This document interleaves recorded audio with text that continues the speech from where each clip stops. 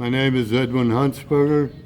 I was in mopping up of Guam in 1944. I came in and the fighting was still going on. I was with the 3rd Marine Division, the 21st Regiment, and I was in an anti-tank company in the Marine Corps.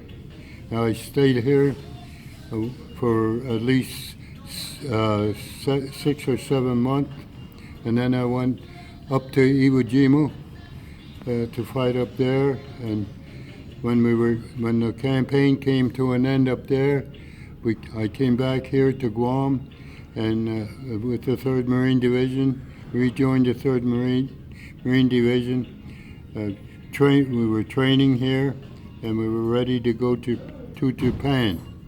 And as we were getting ready to go up there, the war came to an end, and then I rejoined the 1st Marine Division up in Tientsin, China, in Peiping. I was in North China for some time, and through 45 and 46 and part of 47. And I left there, and I went home to there again. I was discharged up at Chicago at Great Lakes, and from there I went home, and then I had to leave for a while. I had split time, and then I went back. I was back in the Marine Corps, and I was in during the Korean War, but I spent my time in Camp Lejeune, North Carolina, training troops, and I was discharged at 1952. I came in 1944, and I was discharged at 1952 with split time, 8 years. Did you interact with any of the people on island? The remaining Chamorros and whoever else was here? Well, no, they had, at that time, we never got to see any of the natives here in the island. Marine Corps, I don't know where they put them, but they put them in a separate place that none of the military would interfere with them, that I know of. And these are the answers I'm giving you. I only know what I Now, my understanding is Iwo Jima is one of the most difficult battles in World War II, at least in this area. It was a very bad. Yes, it was. Well, it was a very hard campaign, and which I was on the second day I was in there, and I spent the rest of until the island was secured, which I don't know what day he said it was. But at that time, you didn't know what day it was or what was going on. Well, you knew what was going on, but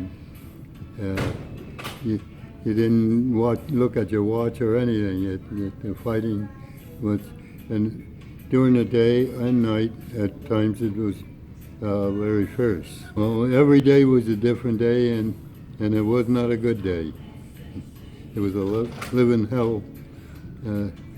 Campaign. What I mean by that is every day there was some kind of action, and it was always different. You didn't do the same. Well, in a way you can say that, but everything that when we were moving from one place to another, it was different.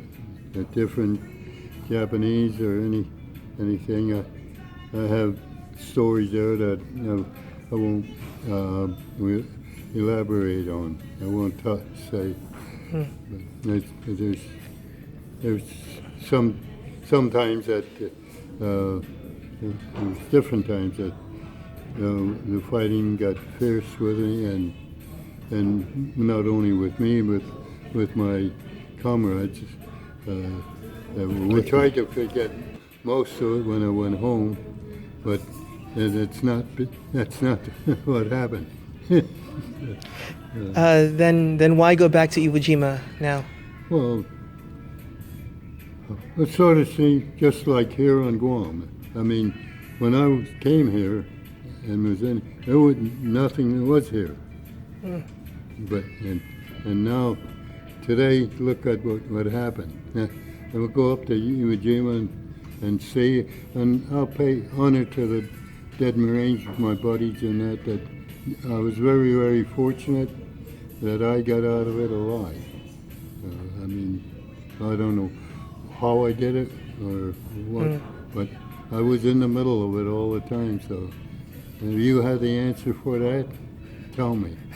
I'll put it this way: it's a miracle that I am really talking to you.